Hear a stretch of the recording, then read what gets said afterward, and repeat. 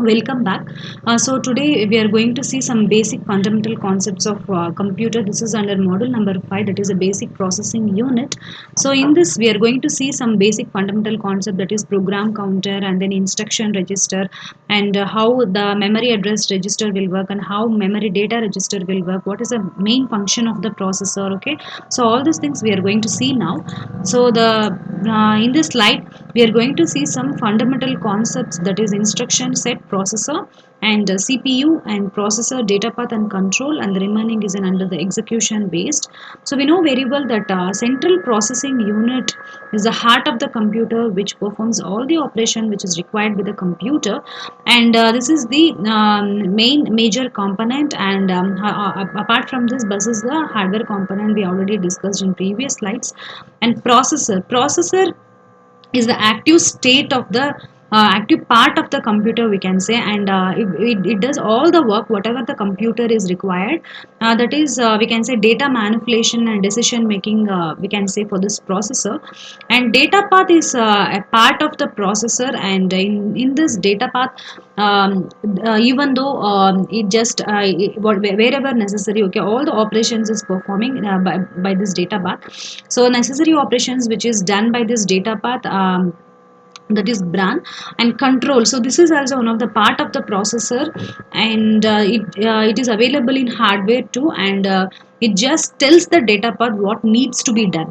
So this is the basic functions of the processor, data path and control.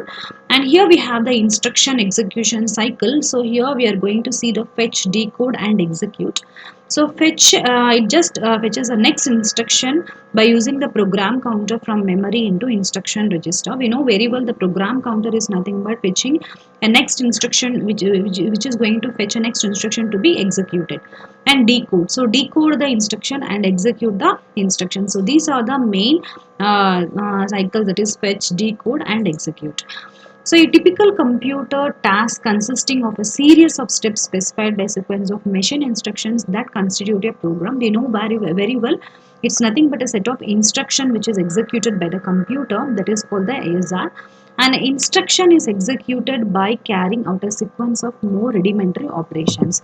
So now here when we're talking about the processor side, the processor fetches one instruction at a time and perform the specified instruction, and these instructions are fetched from the successive memory locations until a branch or jump instructions is encountered. So it's nothing but when we are going to first of all, how we are going to find out the instructions in the sense, first of all we need to search in the storage area, so that here it is going to fetch it from the successive memory locations until a branch or jump instructions is encountered. So fundamental concepts in under this, one more thing we are going to see, that is a program counter and instruction register. So program counter, in the sense the processor keep track of address of memory location containing the next instruction to be fetched using the program counter. So sometimes it will be incremented by 4. So the program counter will be incremented by 4, which is done by the incrementer unit. So this incrementer unit also eliminates the constant value which we are going to apply at that time. So here the main thing is the program counter main function, it just keep track of the processor, keep track of the address of memory location containing the next instruction to be fetched using the program counter. And one more thing, here we have an instruction register. So which instruction is going to be executed is nothing but IR. An instruction execution, this can be executed by performing one or more of the following operations in some specified sequence. So first thing, transfer a word of data from one register to another or to the ALU. So we are going to transfer a word of data from one register to another or to the arithmetic and logical operations. So the second one is we are going to perform an arithmetic and logical operations, and we are going to store the result in register. And we are going to fetch the content of given memory location and load them into register. So and finally we are going to store a word of data from a register into a given memory location. So So this instruction can be executed by performing one or more of the following operations in some specified sequence. So now we are going to, first thing, once again we are going to transfer an instruction from one register to another or to the ALU, and we are going to perform an arithmetic and logical operations and store the result in register. For example, if I'm going to perform the addition operation, that is I need three operands like A, B and C.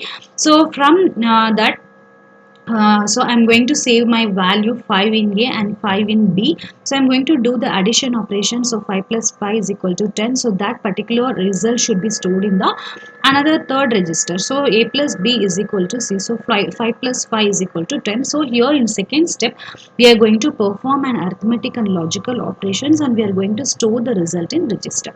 And afterwards we are going to fetch the content of a given memory locations and load them into register, and finally we are going to store a word of data from the register into a given memory locations. Thank you.